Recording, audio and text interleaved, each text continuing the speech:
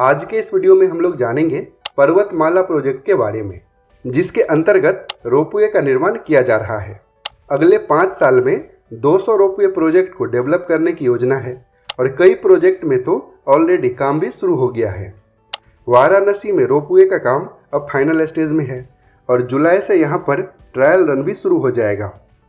प्रयागराज में भी रोपवे का काम अब शुरू हो गया है और अगले साल होने वाले महाकुंभ से पहले ही प्रयागराज में रोपवे स्टार्ट हो जाएगा। इधर उज्जैन में भी 2028 में कुंभ के पहले ही रोपवे प्रोजेक्ट को कंप्लीट कर लिया जाएगा। इसके अलावा केदारनाथ, हेमकुंड साहिब और कामाख्या मंदिर जैसे कई सारे लोकेशन का चुनाव किया गया है जहां पर रोपवे प्रोजेक्ट को डेवलप किया जाएगा। रोपवे यानी कि केबल कार अभी तक आपने पहाड़ों पर मंदिरों को कनेक्ट करते हुए देखा होगा। कुछ नेचुरल ब्यूटी वाले टूरिस्ट प्लेस पर भी रोपवे बनाया गया है। इनफैक्ट पहाड़ी एरिया में बसे सिटी में भी आपने रोपवे देखा होगा। लेकिन अब जल्द ही वाराणसी, प्रयागराज और उज्जैन जैसे शहरों में भी रोपवे देखने को मिलेगा। जिन शहरों में ज़्यादा ट्रैफिक है और एक खास लोकेशन पर ज़्यादा लोग जाते हैं, उन सभी एरिया में रोपवे डेवलप करने की योजना है। इनफैक्ट दिल्ली और गुरुग्राम जैसे मेट्रोपोलिस में भी रोपवे प्रोजेक्ट को डेवलप किया जाएगा। या कुछ जगह पर मंदिर है ऊपर पहाड़ी ऊपर, वहाँ रोपवे, केबल कार, फेनिकुलर रेलवे है। पर जैसे जहाँ रोड पर बहुत ट्रैफिक जाम होता है, जैसे धौला कुआं से मानेसर, तो यहाँ रोज ट्रैफिक जाम है। पर ऊपर के ऊपर हवा में चलने वाला 1 घंटे में 10,000 लोगों को ट्रांसपोर्ट करने वाला एक सिंगल पिलर पर ऊपर अगर एक स्काई बस या डबल डेकर बस हमने शुरू कर दी तो ये ट्रैफिक एकदम आधा हो जाएगा और लोग तुरंत कम समय में पहुंच जाएंगे। तो सबसे पहले वाराणसी से रोपवे की शुरुआत हो रही है। वाराणसी में लगभग 4 किलोमीटर का रोपवे अभी अंडर कंस्ट्रक्शन है और इसमें 5 स्टेशन भी बनाए जा रहे हैं। ये ropeway corridor Varanasi cantt railway station से स्टार्ट होकर काशी विद्यापीठ, रथ यात्रा और गिरजाघर होते हुए गोदौलिया चौक तक बनाया जा रहा है। इस रोपवे से डेली लगभग 1 लाख यात्री यात्रा करेंगे और मेट्रो की तरह ही इसमें स्टेशन बनेगा जहां पर lift, escalator, baggage scanner, automatic ticket vending machine और लॉकर रूम जैसी सभी फैसिलिटी मिलेगी। इतना ही नहीं, रेस्टोरेंट, शॉप, एटीएम और रेस्ट रूम जैसी फैसिलिटी भी यहाँ पर मिलेगी। वाराणसी दुनिया की प्राचीनतम नगरी है जहाँ पर प्रतिदिन हजारों की संख्या में श्रद्धालु काशी विश्वनाथ मंदिर सहित अन्य धार्मिक स्थलों को दर्शन करने आते हैं। वैसे तो वाराणसी में काशी विश्वनाथ कॉरिडोर के बनने से श्रद्धालुओं को अब काफ़ी सुविधा हो रही है, लेकिन संकरी गली होने के कारण रेलवे स्टेशन से आने में अभी भी काफ़ी समस्या हो रही थी। रोपवे के बन जाने के बाद मात्र 15 मिनट में ही कैंट रेलवे स्टेशन से गोदौलिया का सफ़र पूरा होगा, जिसमें अभी लगभग 45 मिनट का समय लगता है। वाराणसी में रोपवे का शिलान्यास पिछले साल मार्च में ही किया गया था, लेकिन कंस्ट्रक्शन वर्क काफ़ी स्लो है। टाइम्स ऑफ इंडिया के अकॉर्डिंग ट्रायल रन जुलाई में ही शुरू हो जाएगा, लेकिन कंस्ट्रक्शन की स्पीड देखकर ऐसा नहीं लगता है।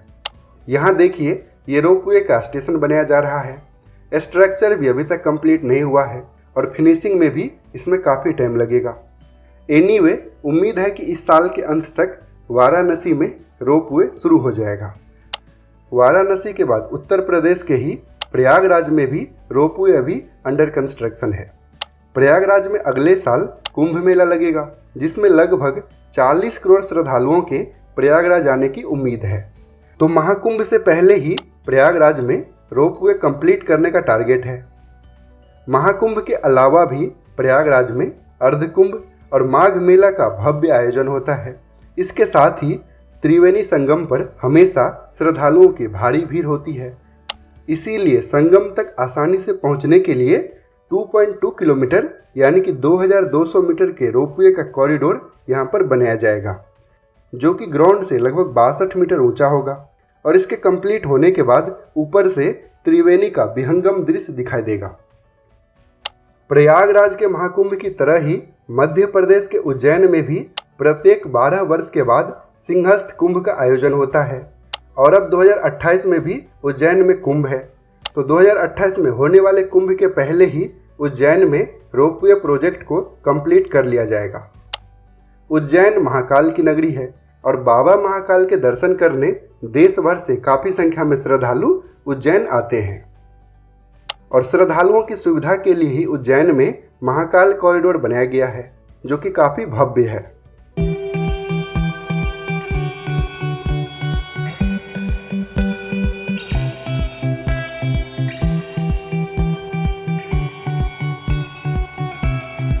और अब उज्जैन रेलवे स्टेशन से महाकाल मंदिर तक लगभग 2 किलोमीटर लंबा रोपवे बनाया जाएगा, जिसमें 3 स्टेशन बनेंगे। रेलवे स्टेशन से स्टार्ट होकर अगला स्टेशन होगा त्रिवेणी संग्रहालय और लास्ट स्टेशन होगा महाकालेश्वर मंदिर। इस रोपवे के बनने के बाद उज्जैन रेलवे स्टेशन से मात्र 5 मिनट में ही महाकाल मंदिर पहुंचा जा सकेगा। तो 2028 के सिंहस्थ कुंभ के पहले ही उज्जैन में भी रोपवे चालू हो जाएगा। नेक्स्ट रोपवे प्रोजेक्ट है उत्तराखंड के केदारनाथ मंदिर को कनेक्ट करने के लिए।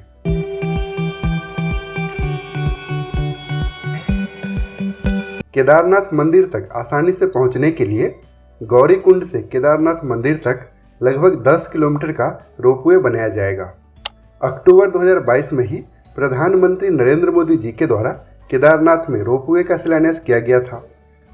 केदारनाथ में रोपवे के बनने से गौरीकुंड से मंदिर तक मात्र 15 मिनट में ही पहुंचा जा सकेगा, जिसमें अभी कई घंटों का समय लगता है। उत्तराखंड के ही चमोली डिस्ट्रिक्ट में गोविंद घाट से हेमकुंड साहिब तक 12.4 किलोमीटर का रोपवे बनाया जाएगा, जो कि अपने देश का सबसे बड़ा रोपवे प्रोजेक्ट होने वाला है। इन सब के अलावा हिमाचल प्रदेश के कुल्लू में बिजली महादेव मंदिर और हरियाणा के महेंद्रगढ़ में धोसी हिल पर रोपवे के लिए टेंडर हो गया है। जल्द ही इसमें कंस्ट्रक्शन वर्क स्टार्ट होने वाला है।